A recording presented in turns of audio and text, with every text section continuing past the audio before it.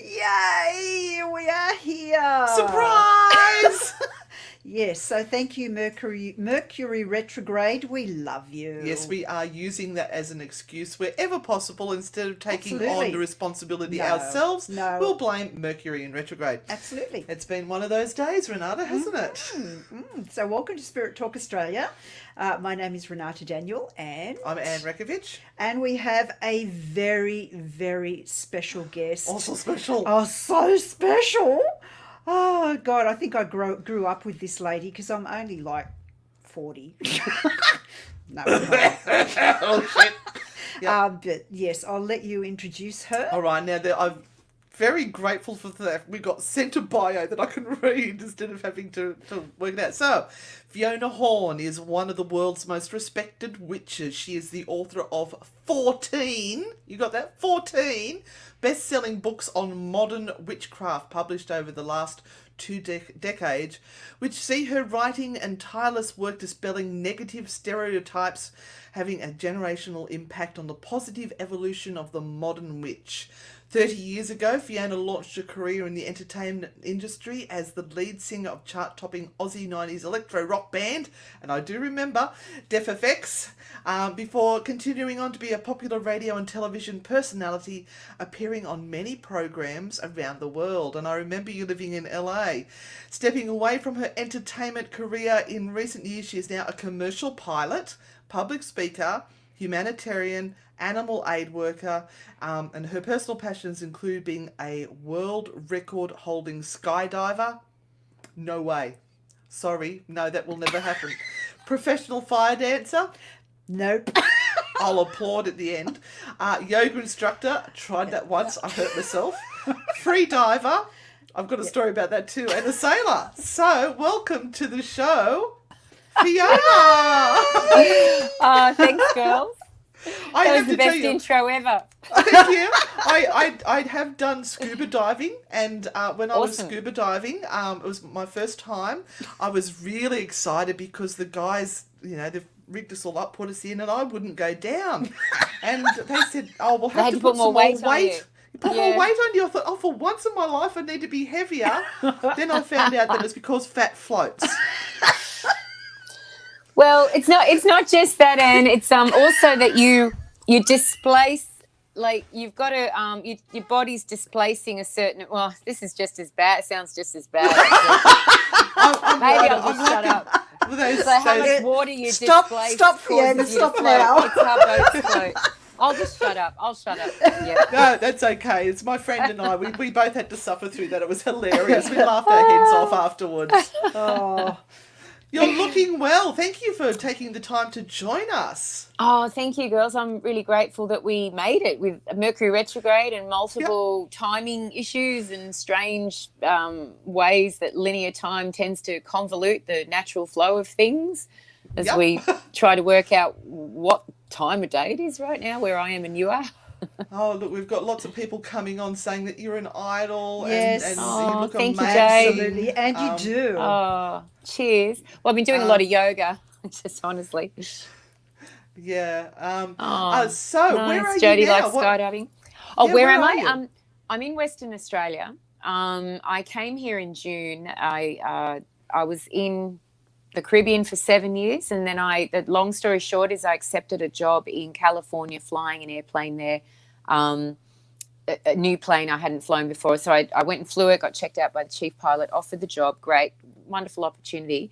But literally the day I was supposed to start my new job, California the governor closed all businesses in California, and basically my job went away, and a lot of things started to change very rapidly in my home of America, where I'd lived for 20 years, though I'd been out in the US Caribbean for the last 7.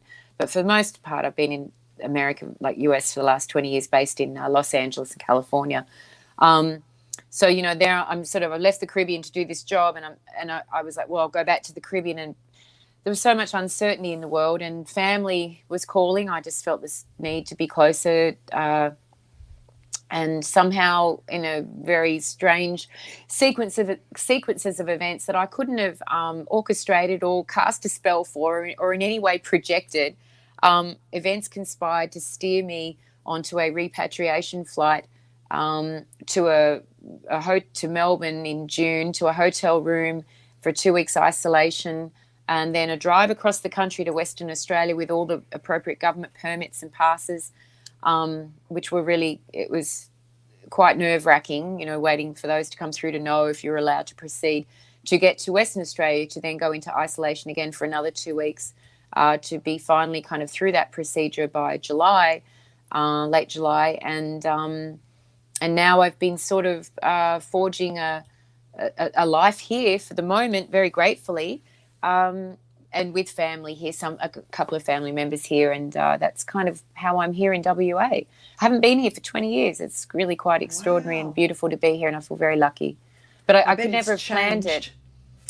Yeah, it's a lot's changed in WA since I was here. The last time I was here was with Deaf Effects. We were touring, and I did come to WA for a book tour back when it was like, my first book in 1997, Witch: A Personal Journey. I know I was here then, that long ago. So it's a stunning state, so blessed with profound natural beauty and a wonderful pace of life, and also a very free way of life right now compared to what a lot of the world's experiencing. Oh, Kitty! So I'm very grateful. Oliver just decided to crash the party. He's going to come in and I demand love it. biscuits. Love it. I'll put him out in a second. I noticed that you've got some events and things happening around the place. And for those people who are in Perth, and I did notice somebody went, "Yay, Western Australia!" But not just Perth. You're all over the place. Yes. No, all over the place. Yeah, I'm based in the southwest right now, down Dunsborough, Margaret River Way. So I'm really excited to be able to go to a few different places in this state in this coming month. I'm going to be at Vass, which is a beautiful town down this way, and a beautiful venue called the Quill Collective, which is like very, very witchy and very magical. It's like a cafe, bookstore, garden. There's a labyrinth. It's really extraordinary. And put that on the list. Yeah, you got to come and. I love how you both said that. We it's really, really special. Weird. Yeah, no, I love it. It's great. But yeah, so it's very the serendipity that's kind of unfolded in putting this Art of Witch tour, I guess, together here is amazing, and I feel very blessed and lucky. And it's what I actually toured the East Coast with. I mean, I saw you girls in Maitland last year. Yeah. And I was doing that visit from the Caribbean. I came out for a month and did my Art of Witch kind of manifesto. I thought it was going to be my final book tour, and I was never coming back to Australia. And of course, you can never say never. The universe has different plans. Exactly. You got to get the ego out of the way. Just put it aside, no matter what. Just let the universe work through you.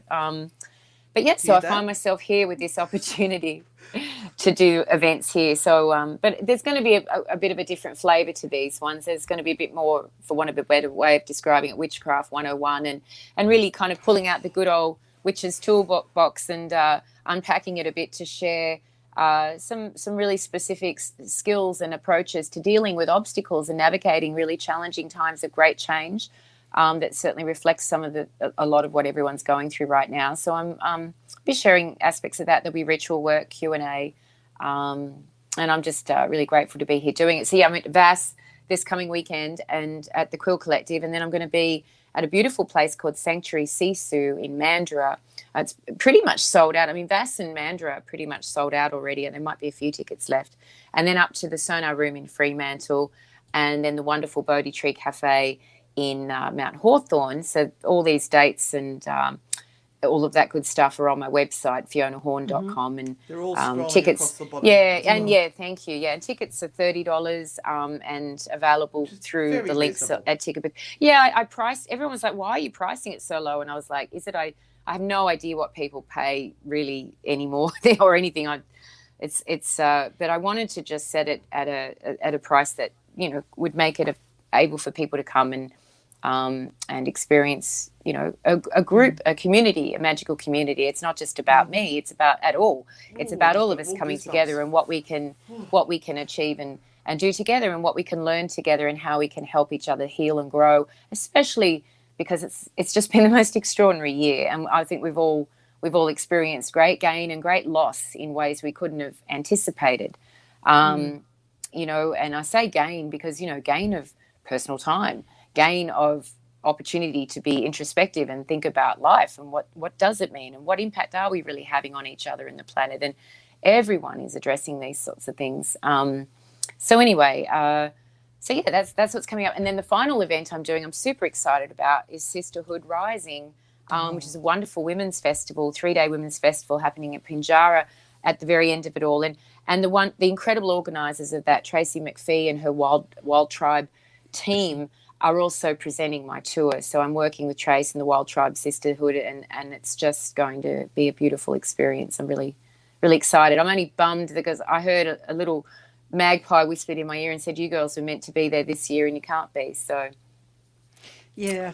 We one of our other feathers we wear in our hat is that we work with the paranormal community, and we run ghost tours, and we teach people about working with the other side, and we try to dabble a little bit of our beliefs melded in with the paranormal investigation to try and teach respect.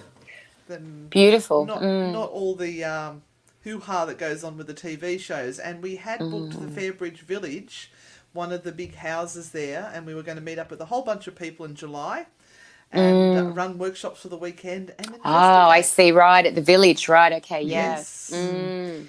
Oh, that was just Well, one of you know, many things that we had to cancel this year. Yeah, no, it'll come back around, I'm sure of it. It's just, we have to just let certain things unfold, yeah. Yeah, it has. It has unfolded. Oh, good. And like I say to people, you've got to adapt, thrive, survive. Or thrive, survive, thrive. You can't sit there waiting for it to all come back to normal, because there is no normal now. Yeah. No. It's even, I would even step away from calling it a new normal. It's an opportunity to be very, as you say, adaptable, flexible, and also I think these times are a really great opportunity to. I mean, you really, it's how, like, for example, it's how you think, like, which we know as witches, you know, like creating change with will over the year, that moniker for how we do magic, you know, and it's like, and yet over the years of practicing, and certainly I talk about this in Art of Witch, the word will for me has gone from being a finite, you know, 4-letter word to being this part of the word willing to adapt, willing to show up, willing to say yes, not no, willing to find a fucking way, you know, somehow, you know, like, or just to be still and allow things to pass. And I've had so many profound meditations and communications with spirit through different voices and forms that all saying the same thing, which is to go to flow now. Like, I remember when I did this very deep moon ritual, full moon ritual. It was the flower moon in the Northern Hemisphere, May 10th, and I was on the island of St. Croix with my girlfriend. We're doing a moon ritual. Wow.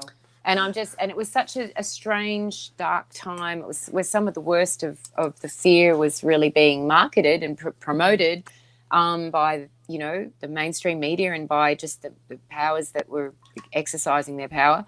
And yet we had this beautiful moon ritual, and I was gazing at the moon, and I didn't really know what to say. I wasn't going to draw down the moon. It was such an odd time, and I just said, Mother, we're so grateful to be here and to be able to gaze upon you. And she said to me, gaze upon me.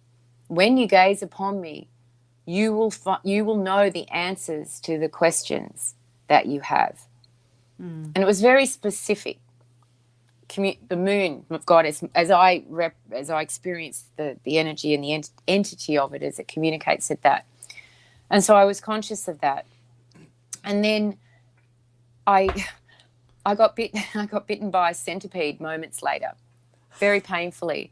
And because we're out in the island on the edge of the water there, and somehow the centipede bit me. I felt it. It's a centipede, and it's very painful and very poisonous.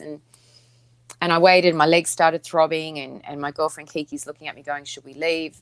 Do we need to go to hospital? It's that bad. You know, you've kind of, these bites can get really bad. Usually you go to hospital. And I felt it throbbing, and I looked to the moon and I said, Mother, why was I bitten? And she said to me, She said, for weeks now, you've been so paranoid about being forcibly vaccinated and jabbed with needles. And so now you have been injected with poison, and you will survive this, and you will survive these times. And, Wow. and it was just, and the pain was there. It was like my leg had been kicked by a horse, and it was just this, I could feel the poison moving through me. But I said to Kiki, I'm all right. Let's continue. So we stayed, and my leg just kind of was painful, but it didn't spread through my entire body. It was like just there. So then we walked, and there was one more thing that she said to me about these times and learning to be adaptable and flow, which is, you know, girls, I waffle on, as you know. You've seen me speak in public. You know, I'll go on these long dialogues. I don't well, then the need next thing, maple syrup. That's it. I've got some in the cupboard. I'll have to go back and have some of that after this. Yum. No, but what happened then was, so we decided we'd walk a little. The centipede was gone. We walked a little, and still in the moonlight. And it was a beautiful night. We're walking along down by this historic fort, and it's, you know, again, it's on this little island in the Caribbean, St. Croix, my island home, and so we're walking along, and the ocean's beside us, and all of a sudden I'm shunted into this like parallel universe, and I'm a river. Like the ocean was running on a kind of like a marina way, like it was like an area where it was kind of running horizontal to the shore because of the way it was channeled. So it looked like a river. And I'm noticing that the ocean looks like a river, and then I am the river, and I'm actually a river, and I'm in deep communication with the mother, with the moon goddess, as I'm communicating with her, and she says, Fiona, you are the river, and I am. And then I see this huge tree. It's like in my spirit eyes of being the river, this tree falls across me. It literally comes out of the bank, and it flips across me, and its dark roots are twisted like gnarled hands to the sky. And I see this, and I feel the river across me. And she's speaking to me. She says, Fiona, you are the river. Do not judge this tree that has fallen across your life. Just go around it.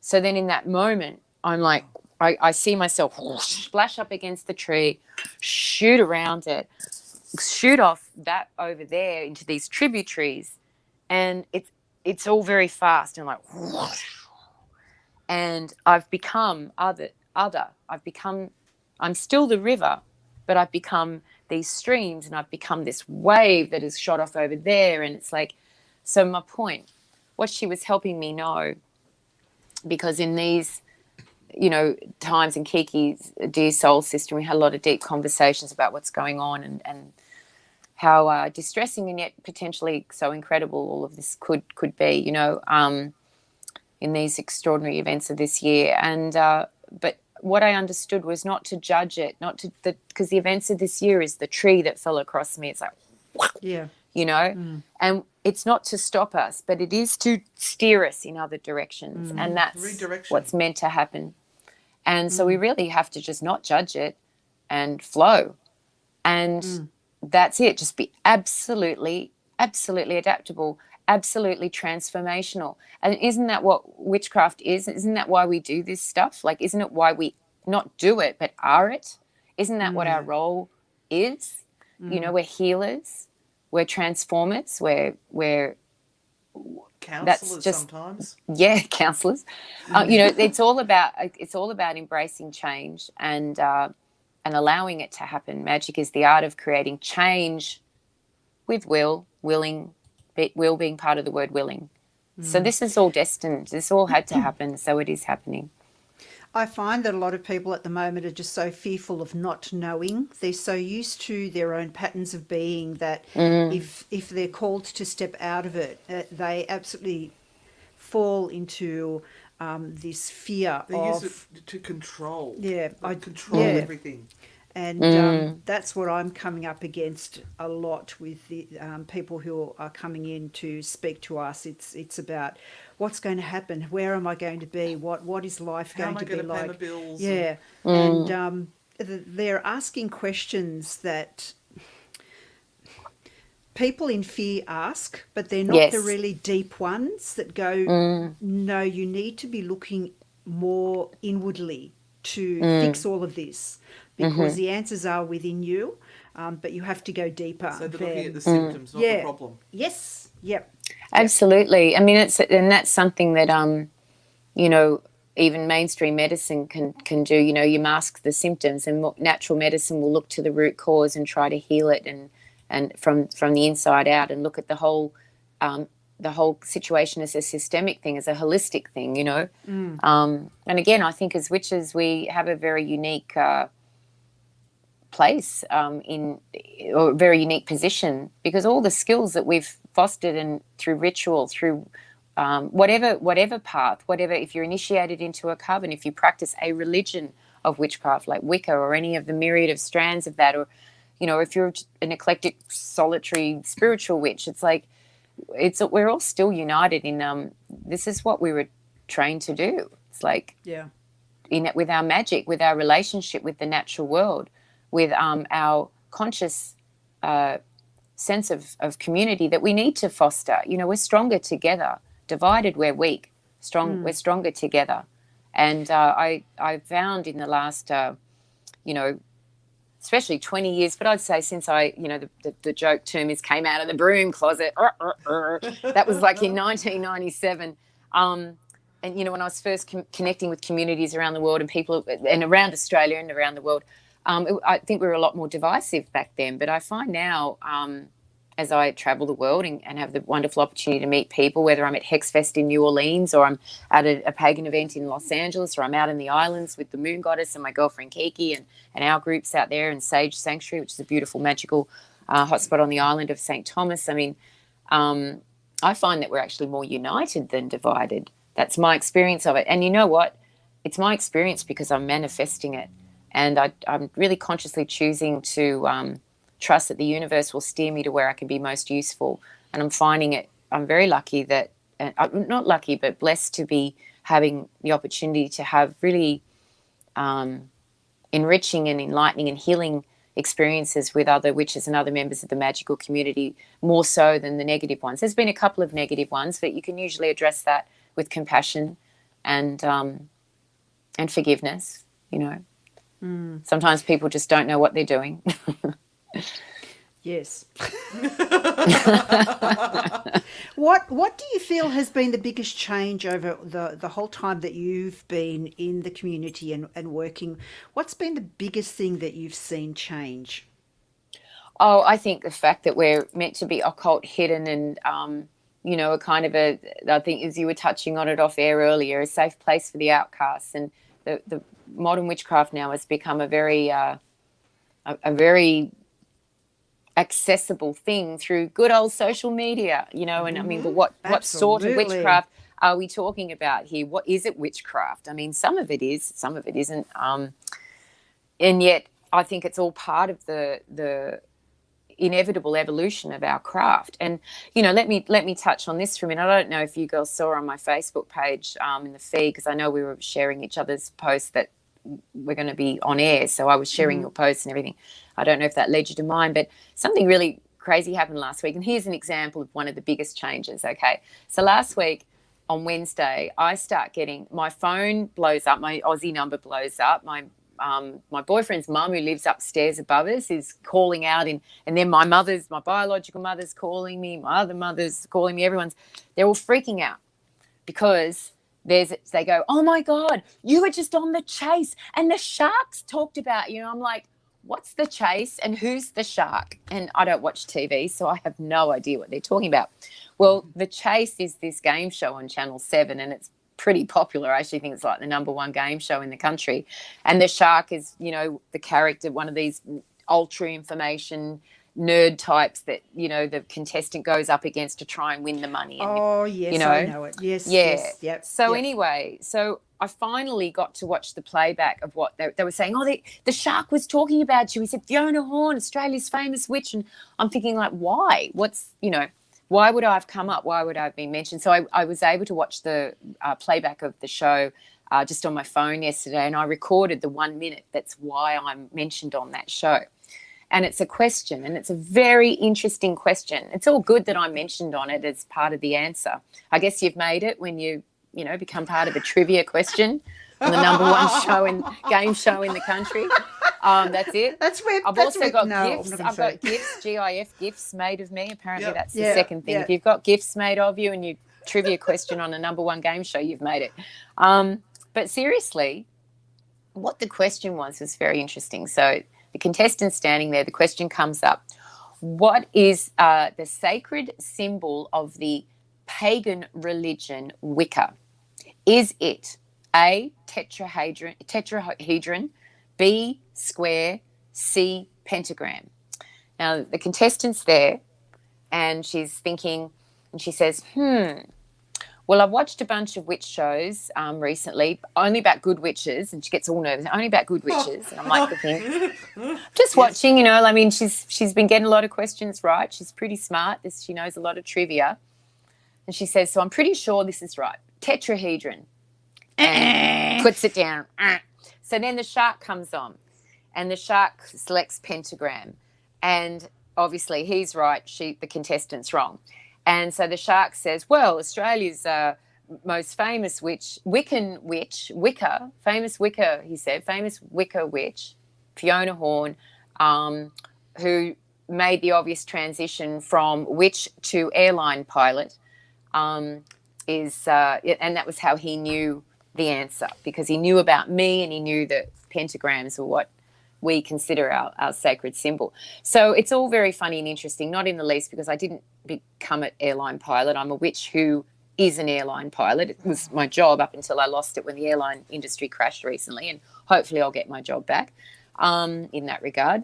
But what I thought was really interesting about it as far as what has changed, that a game show would have a question like that, the religion, the pagan religion, Wicca, what is their sacred symbol?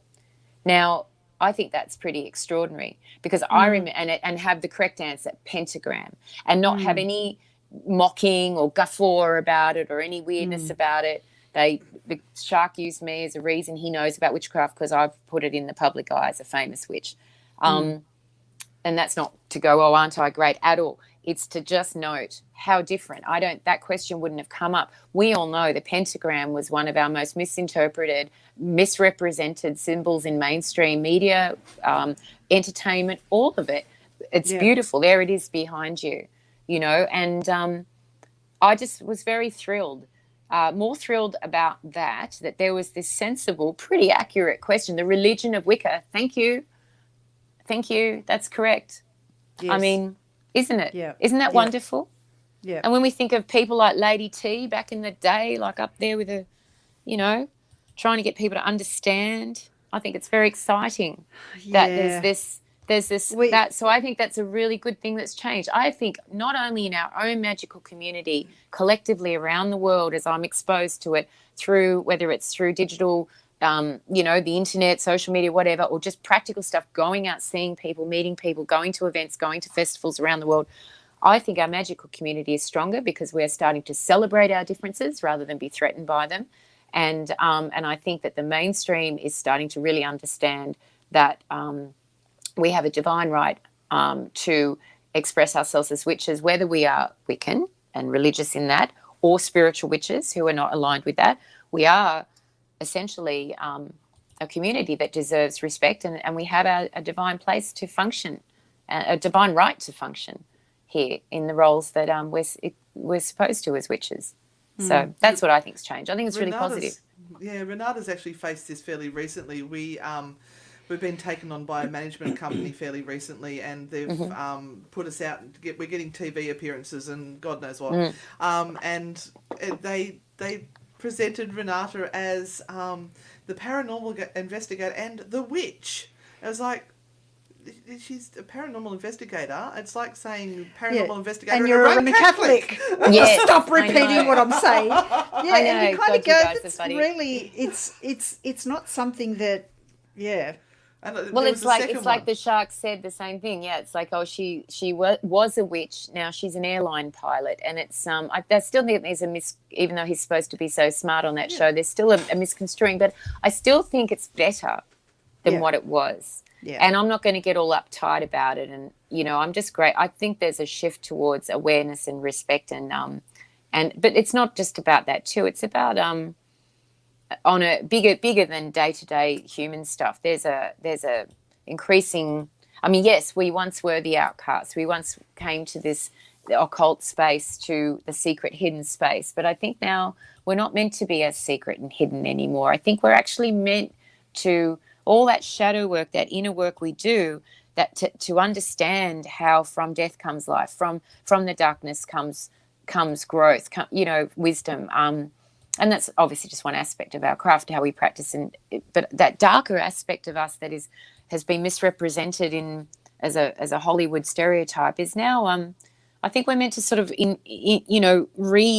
we're meant to kind of come out and through now. And that's why we are so out there now.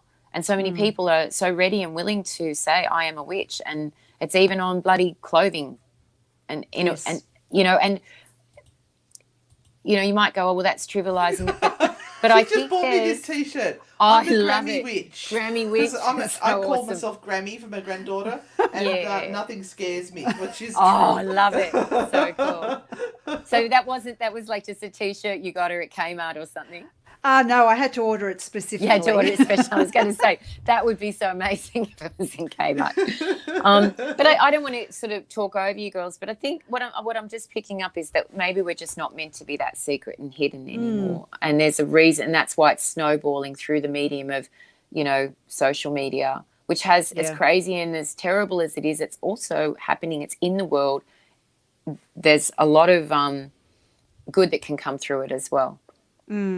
There are so many wonderful books by so many fantastic authors, including yourself, that give so much great information for people who are looking for it as well. I mean, I remember 30, 40 years ago when I was searching for information, there was very little that was available.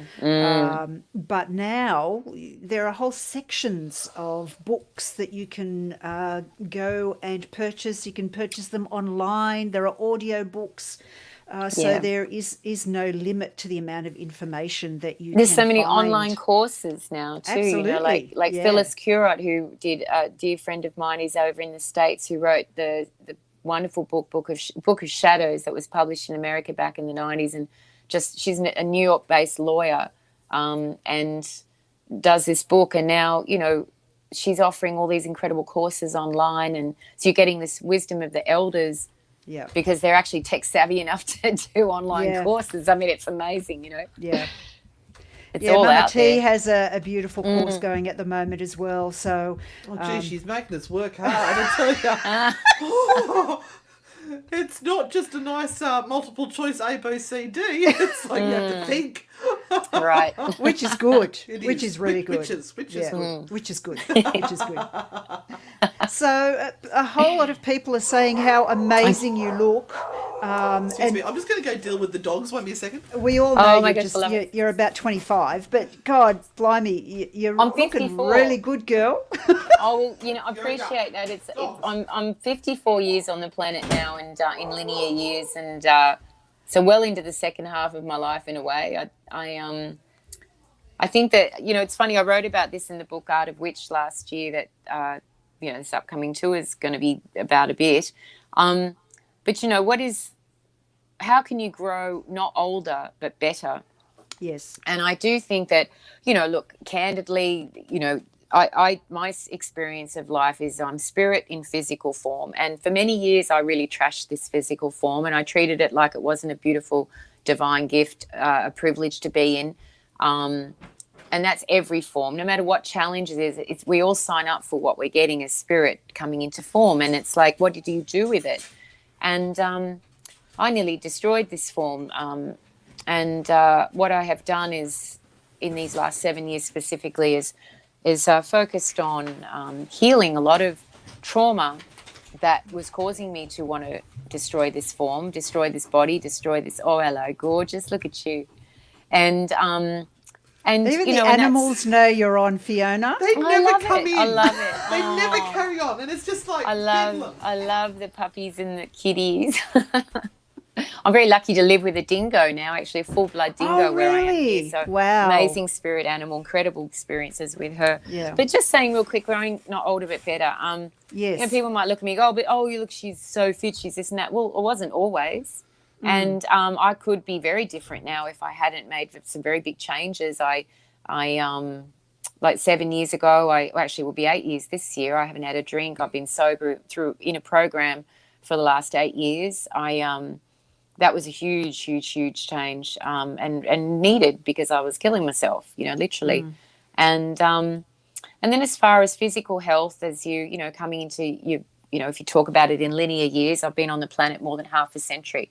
So I am really devoted to my yoga practice. I'm also vegetarian, not vegan. I do eat honey and I do eat eggs sometimes, and do eat dairy milk products like yogurt and cheese. So I'm not vegan. But I try to eat very ethically and consciously. I'm also pretty much stripped away most of my belongings. I don't have much money because I don't have debt. I don't own anything. I like to say I own nothing except my freedom and my happiness. So I have taken steps to minimalize in my life to have a simple life. I don't worry about the future other than to take great care and responsibility in the present moment, and to try to be ethical, respectful, conscious, keep my side of the street clean, and always be able to show up and carry my weight. I work very hard. A lot of work I do is for trade. So I might not pay rent, but I might repair diesel generators, which is how I had a place to live in the islands. I didn't pay rent, but I repaired 4 diesel. I learned how to repair generators after the hurricanes I went through. So I talk about this in Art of Witch and The Naked Witch, my autobiography, how you can kind of adapt to live a simpler life, and it actually can lead to less stress and better health and greater peace of mind. You still go through terrible, extraordinary challenges, but you are equipped to deal with them in ways that are, you don't suffer for as long. And as far as health of the physical form, I'm just really, I have great, there's different conditions in my family, like diabetes and things like that. I found out in my biological family. However, because of the way I eat and the way I exercise and the way I think well, and truly believe we don't have to grow older, we can grow better. My body, and I do believe this is a part of the magic you can work as a witch, is to understand that form will reflect the energy that you put into it, and it certainly reflects the food and the karma of the food, even like the quality of the food. Just being conscious and ethical and being grateful and mindful, and it all sounds like a lot, but it actually isn't. It becomes a way of life pretty quickly if you just allow yourself to flow with it. And it's not about how you look. What happens to me is I get skinny when the weather warms up. My body immediately goes, oh, shed it, great. I mean, when I came out here in WA and it was freezing cold winter, I put on 10 pounds just like that, because my body was protecting me. I was cold. And, and once you have this relationship with form, it starts to work with you, not against you. So that's what I've experienced. The seasons for me personally, every season I put on 10 pounds. It's like, change the season. Oh, let's put 10 pounds on you. No, I've been trying to eat ketogenically, and you're right. There is a lot to think about when you first start it, but once you understand it and you start to work with it, it's not that hard. And our bodies, I mean, even people, I mean, obviously there are extreme examples of people born with great challenges and disabilities and conditions, and obviously there are, everyone has their different challenges and experiences, but there's very specific ones that need to be dealt with a bit differently. But talking about that the idea of I really believe that our bodies are designed to work for us, and our culture tends to come from a place that they're designed where they make more money for the system if we all believe that we are destined to grow old, get sick, and die expensively. And that's how the system loves us to think, so that we just become we'll just buy the prescription meds and take another prescription, or we'll eat shit food and drink tons of alcohol and anesthetize ourselves to deal with the stress of life because we've got so much on our plate. I've always been a bit of an anarchist. I'm an old punk from that bloody 80s. I mean, I just give the system the middle finger. I do this stuff in spite of, to stick it up. But guess what? I don't have to. I don't have to be like you're telling me to be. I'm going to be different. And as a witch, I think it's all very aligned with living close to the earth, honouring nature is sacred, eating foods that are in season, growing your own food. Gosh, we've got a ton of food out there we're growing. It's like, to take the steps to change your life, and it will change for the better. We're going to open up to questions as well. So if anyone has any questions for Fiona, please pop them in the comments. But in the meantime, we're going to ask you about this book that you're working on that is going to be coming up. Yes. Oh, yes. I've got the flyer. It's not published yet, but it's the flyer. Here we go. Let me make sure. Can you see that? Is that clear? Yes. Teen Magic. Witchcraft for a New Generation. Mm-hmm. So I'm very blessed to... After I thought Art of Witch was going to be my farewell manifesto, no more books, my publishers said, you got another one in you, we think you should maybe write something for teenagers. And I had done a book called Life's a Witch 20 years ago, and it was incredible when I was doing the events on the East Coast last year for Art of Witch that people who'd, as teenagers, bought that book were coming to my talks and bringing their kids, and it, because it's 20 years ago, and they were teenagers then, and they've got now got children of their own, and they're bringing them to the events. And I'm realizing there's this generational kind of impact going on of families that read my books and use them in ways to share information with the way they're bringing up their kids. And but teens these days are still teenagers with the same interesting, journey that they're going on as their physical form is, moving through its years of coming into a place of reproduction and all that stuff and all the interesting challenges that come along with that. But obviously social media, the pressure on the individual teen now as a consumer, and also the pressure on the teens now, given that they're being given a world that's in great crisis. Our natural world is very injured from our impact as a species on it. So I tried to write a book. I mean, I got Life's a Witch and I started just reworking it and pretty much rewrote vast percentage of it and put all new material in it. So it's kind of a standalone book now. And I'm hoping that it'll be useful for teenagers who are navigating these ecologically challenged times and who are dealing with the pressures of social media and even, just the pressure to have to be something that is determined by opinions outside of themselves. And that's always been an issue for teens, for young people, as they find their identity. But I think never more so than now because of social media and the impact it's having on young people's lives and the phenomenon of the selfie and the phenomenon on the exploitation of their youth. Yes, they're a whole generation of children and young adults now that are consumers that really weren't before. And they're starting very, very young. So even 8, 9, 10, 11-year-olds can really be a force to reckon with when they're wanting something. So can 3-year-olds. Let me tell you, today the 3-year-old was nuts. I could have tried to tell my parents I wanted something when I was 8 or 10 and they'd just look at me and go, really? But really? Save up your tuck shop money, and it was like I get 50 cents. It was 50 cents a week. Yep. And now kids are getting given $100 notes to go down to the shops with. I'm like, what? Or a credit card. Yeah. Or a credit card, yeah. Which means they don't feel the weight of what that money is. It doesn't exist. It's just it's plastic. It's just a vague idea. And so many teens now have smartphones, and that's what we were so lucky to not grow up with. We had privacy, we had time to ourselves, we had time. I grew up running around in the bush. I think that's how I became a witch.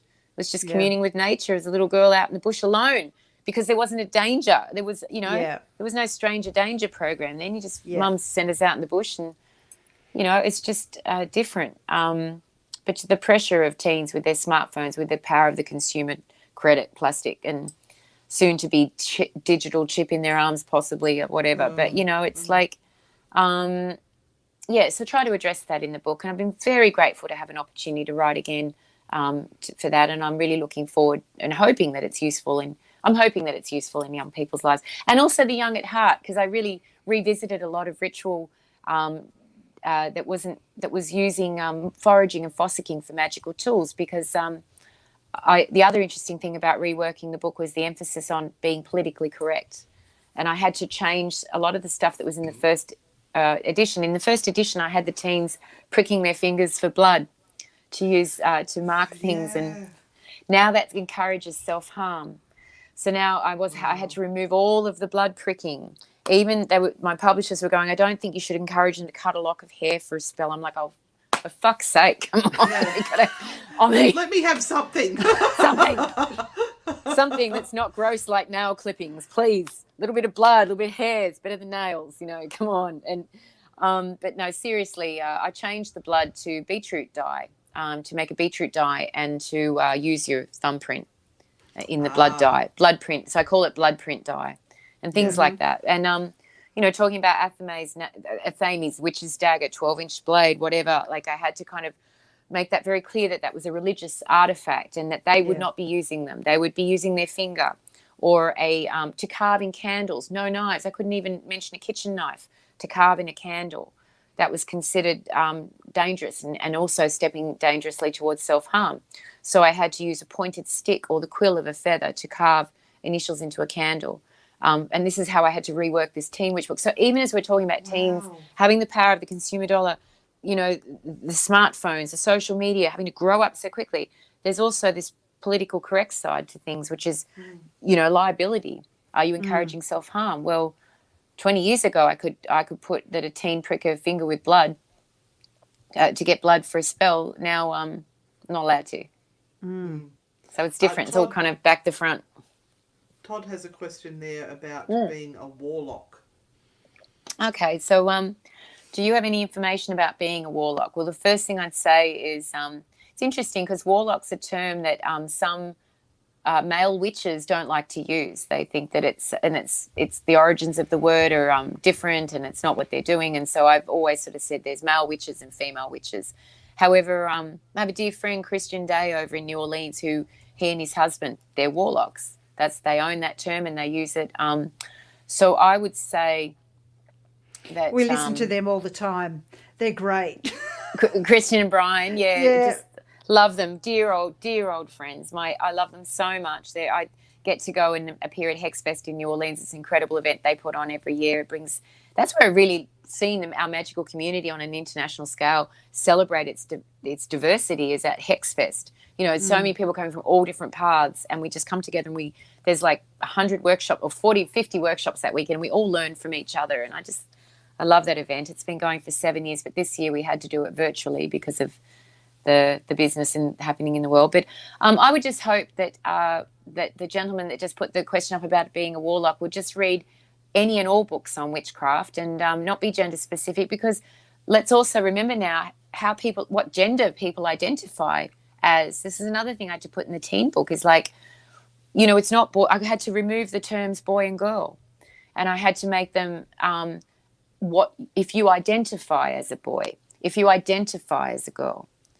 So because LGBTQIA community needs to be respected, acknowledged, and it's their home is on our path. Yeah. So it's like we have to find ways to adapt and evolve, even with aspects of that in our good old fertility origin witchcraft, which is, the blade and the chalice and all that kind of stuff. It's just not about the blade and the chalice anymore. It's about a whole lot of other stuff too. Yeah. So anyway, someone's going, are you going to tour Melbourne again? I just saw that. I hope so. Yeah, I'd love to. I mean, I was actually meant to be doing a tour this year with my dear friend Wendy Rule, my beautiful beloved dark goddess Wendy Rule, and we were hoping to tour together this year, but all the changes in the world didn't allow that. So, but we were going to be in America at the moment. Yeah. We just all raised some money for her with a beautiful concert she did on the weekend. I bought a ticket and went. hopefully she can get back to Melbourne, to her home there and her son there and everything. So, hopefully next year. There's some other questions. It's the final straw for you when you knew you had to make changes, live differently and give up alcohol completely. I talk about this in my autobiography of, how I hit that absolute rock bottom. You think you've hit bottom and then you hit another one and then another one and another. And I had to choose life or death. And it was literally that. It had come to that. I was so sick and trying to drink myself to death from grief over something that had happened in my personal life. And again, it's in my autobiography. It's all there. So in The Naked Witch. But I just knew, and I knew that I had to choose life. So I did. And then I was really lucky that the universe, when it sensed in me that I had finally I had finally come to that place of absolute humility, it helped me. And it conspired events around me that led me into a program that I was able to get sober in, and I've remained sober as a member of this program for the last 8 years. I love that you talk about this openly, because it helps others who may be Thank struggling. you. I hope so. Yeah, I think, it's not a plug for the book, but in The Naked Witch, I do talk openly about what program and how it happened and how it evolved. And I'm still, in the program, and it's a day at a time, and I think that if the little bit of public speaking I do that taps into this is useful and can help people, then my humble job is, just very grateful it's done. You can't have it unless you can give it away, so I'm grateful to be able to share my journey of sobriety with others if it helps them. Okay, 2 more questions. One from Mel. Then we're going to show us your oracle cards too. Yes. Oh, yeah, okay, yeah. Yeah. Mel's So Mel question's asked- really interesting. Do you think political correctness has homogenized the traditional practices of witchcraft? Oh, Mel, I'm not allowed to say it. Yeah, thanks for the great question, Mel. Bugger, because, it was such a struggle for me, even though I was trying not to have an ego and trying to see why is this being divinely, why is this happening?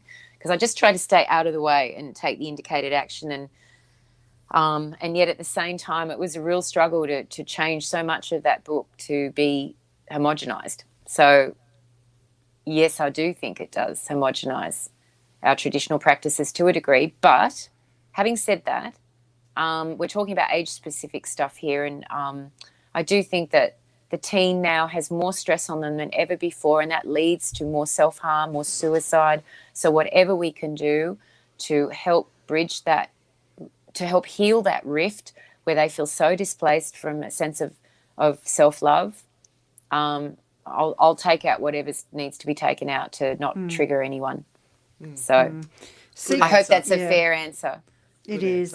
And I think seekers over the years, it is a lifelong learning that we take on. So you don't stop within 2 or 3 years of going down this path. That only begins. So as you go further and further, you dip further into the rabbit hole and find the information that's required for you. Beautiful. Yeah, perfectly said. Yeah. I love that somebody danced hard to your gig. The RSL, you wore a wetsuit. That's gorgeous. Yes, I did wear a wetsuit, Renee. You know what I did? It was these outfits I was given. I'm pretty sure my darling Mindy McTaggart, who was dressing me back in those days, she was a university student studying fashion, and she just said, "Would you wear my clothes on stage?" And I said, "Of course," because they were amazing. So it was one of those beautiful moments where she gave me things to wear on stage and was able to use the fact I was wearing them on stage to establish her brand and her image as a fashion designer. So wow, that's fun. That's amazing. Wow. There's somebody else, Renee, has said, danced hard to your gig. RSL Club, at 92. the RSL. Yeah, the RSL Club, yeah. Oh, the good old RSL. Wow. Yeah. Love that. This is our last question. Okay. Any tips for Halloween? My 3-year-old last year had a dream with my sister in it last year where she said, "My best friend Lizzie," and I always called her Elizabeth. "She passed away when I was pregnant with my daughter, so they never met Earthside." Ooh, goosebumps, yeah. I love that. You know, it's I love that, and it's interesting too because we're in the southern hemisphere. So really, what's coming up, Beltane? We're coming into Yeah. spring. Yeah. However, I think there's a difference between when we talk about the Sabbats of Samhain, Beltane, and we talk about Halloween. Halloween happens at the same time around the year, just like Christmas. You know, even though it's Yeah. meant to be Yeah. seasonally originated. So, I think that we can celebrate Halloween as a time of the veils thinning and a time to commune with the dead and a time to honor our ancestors and allow spirits to come through and speak. And I think that tips for that are, well, I mean, you girls would have probably a lot more tips than me. What I've found is one of the best ways to honor the time of Halloween is definitely to create some kind of have a dead supper. You know, I love those where you have pictures of the ancestors, the people that have passed, and you know, and you put photos up and memories of them, and you have a meal and you set a place for them at the table, and and no one speaks, and you all just basically divine and meditate and see what comes through. You know, and usually in those sort of things, I haven't had a complete dumb supper because sometimes I end up speaking what's coming through. So my mouth will open and I'll say some things, and it's like when I do readings, sometimes stuff comes through and I realize form's being used as a vessel, and it's not Fiona talking right now, it's something coming through. So, and that's something, a skill that I've got relaxed with. It's taken a long time, like years, linear years, to get relaxed where you just kind of know that it's not you talking right now, and just to keep the Fiona out and say the other stuff. But I think, dumb supper would be my tip, to do a wonderful dumb supper and set a place for Lizzie at the table. That's beautiful. Yes, show us your cards. Yes. Now, I have a deck of these. I love and I'm them. also just going to pop up on the side there. That is Fiona's book, The Art of Witch. Yes. Thank you. Yes. So don't forget that is what this tour is all about. And if you go to her website, you can purchase that. I will pop the website back up while you're talking about these. And you can't miss it. It's got a beautiful velvet cover on it. Yeah. Yes, The Art of Witch is they've done I'm so blessed my publishers did a beautiful job on that. And it's like a manifesto of what I've kind of worked out over the last 30 years. So the first part of the book is like a letter to the reader that's quite conversational. And then the last part is actually the manifesto, which is, I kind of put it together a bit like The Art of War, I guess, where you're kind of... you know, it's these basic truisms, even though what's true and I say right at the start, what's true and false shouldn't be decided by the witch, but will be revealed when it's appropriate. It's kind of like this.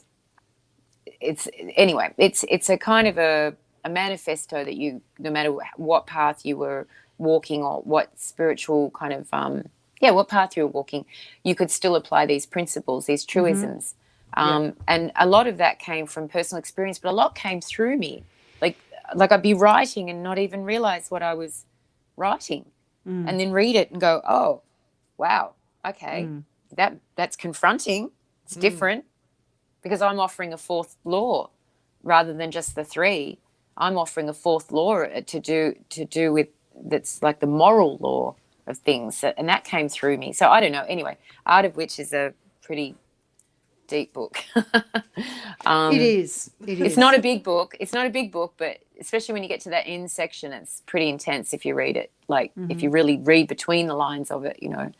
So, but anyway, this is my oracle deck that I'm so grateful and proud to be able to have my own oracle deck. I mean, I think it's even cooler than being on the chase or having gifts. The images are beautiful on it. Yeah, I'm so lucky. The artist, Marcella Bolivar, allowed me to go through her work and choose 36 images to turn, I'm just checking where the camera is, to turn into this, you know, beautiful deck. That's just, her work is so deep and so, and beautiful. And I was guided to kind of create these cards. And here's a beautiful one for Samhain. This is Be Still and Let the Spirits, Listen to the Spirits. This is a Samhain one, phenomenon. Yeah. Yeah. So So, you had these out the other day, I remember. Yeah, You were using them the other day. I do. well, I really, I hope that you find, one thing I was really hoping when I created them and was sort of coming through was that they be the cards that the reader could read for themselves. You know, that, Yeah. you know, when we're always trying to and a huge part of our practice is being of service, and you're always kind of reading cards for others, and then you try to read them for yourself, and you sort of not getting clear guidance. You're too caught up in seeing what you want to see. And can I really trust it? Am I imagining it? So, you know, I really designed these so that the reader could read them for themselves and just trust the guidance that's coming through. And then every card, this is another one I really love, Avenoir. That was the first one I wrote. It's a beautiful image, that one. She has the tree of life emerging from her core. It's beautiful. I do find that. I find that these allow you the depth to go beyond what you would normally read out for other people. And I'm not saying that that's different, but reading for yourself is really difficult at the best of times. It's so hard, yes. So exactly. you need a deck of cards that are really going to push you to look for more and look at it from a different perspective. And I find that these cards really do. Yeah. I'm so happy to hear you share that, because that's that was really the goal. And then the rituals, there's a ritual that goes with each card, and if you decide to do the ritual, that can sort of further anchor the wisdom, and you usually have another revelation or another kind of breakthrough in your life as that you know, as the ritual work is done. You don't always have to do the rituals, but they're offered as a part with each card. So there's 36 rituals offered as well. Beautiful. We are over time. We've gone 1 minute We've past. gone over time. I just had 1111. That's what I just had. 10111. That's good. That's a good time to finish. Yeah. Oh, thank you for having me, girls. It's been we would awesome. love it. We thank you so much for your time. We certainly know, without a doubt, that your workshops and the events that are set up are going to be absolutely sellouts, like they were And around we're just here. jealous that we can't Yes, come. we can't be there. Damn it. I just we've want got to to come do to one this. of your events. I want to come and learn more about doing, like, I love what you're sharing when you do your paranormal investigative work, and is that sense of honoring, when you were sharing that earlier about honoring the dead, not just treating it like they're a freak show that we're running around after to get, like, like those TV shows that Promote It all do, you know? Yeah, and this has actually happened to us very recently. We were on the Kyle and Jackie O show this week, and they got us to investigate their house. And we thought, well, it's 20 minutes, it's not long, but we'll go. So we did what we did, and we actually were surprised, because we always go in and say we are in service. We are in service to spirit. You we'll do what you need us to do. So we got lots of stuff, and we actually got some validating information for Jackie's house. And saying, you would hear footsteps. There's a little girl present. She's going, oh my God, there's a little girl. I hear those footsteps. And there was lots of validations, and it's gone worldwide. This media blow up of the terror and the horror, terrifying haunting of an $11 million mansion. We didn't. We said it was a beautiful energy, and that she's a mother, and the child is happy that there is someone in the house, and there is someone there who is a guardian for her. Yeah. Isn't that funny and crazy that that's media. I don't like the mainstream media, whether it's talking about something like that or talking about all the other stuff going on in the world right now. I'm not a big fan of the mainstream. I think it's but I am a big fan of you both, and I love that you're offering this service work, and also that you're bridging it into the world of entertainment. Because I was asked, it was actually by Sheeta Moniford, asked me a couple of years ago when she was interviewing me for her magic magazine. She said, what's the best moment in your magical career, Fiona? And I said, the day it stopped being my career. It's hard when you're combining the entertainment out there aspect with this deep soulful work you're doing. But I think you girls handle it very elegantly and very fun, and it's very fun. So I couldn't think we couldn't have better ambassadors than you both. Oh, thank you. Excuse me. Pressure. No, we've got Lady Tamara that slaps us down every 5 minutes, and she'll ring up and she'll go, wake up to yourselves. Pull your heads in, bitches.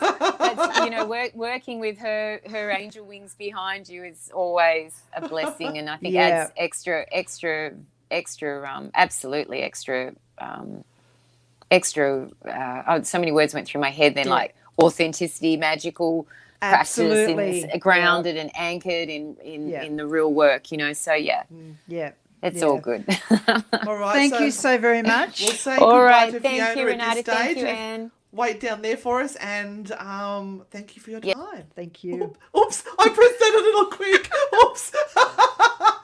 And look, thank you everyone to those beautiful comments you've all been putting there, showing how much you love Fiona's work and respect what she is doing. And we hope that she keeps doing it for a bit longer. And I reckon she's got more than one book left. Yeah, I reckon too. So I reckon she'll squeeze a few more out, I think. Thank you for joining us. Don't forget we'll be on Tarot Thursday tomorrow night at 8:30. We are nuts. There is so much going on. And thank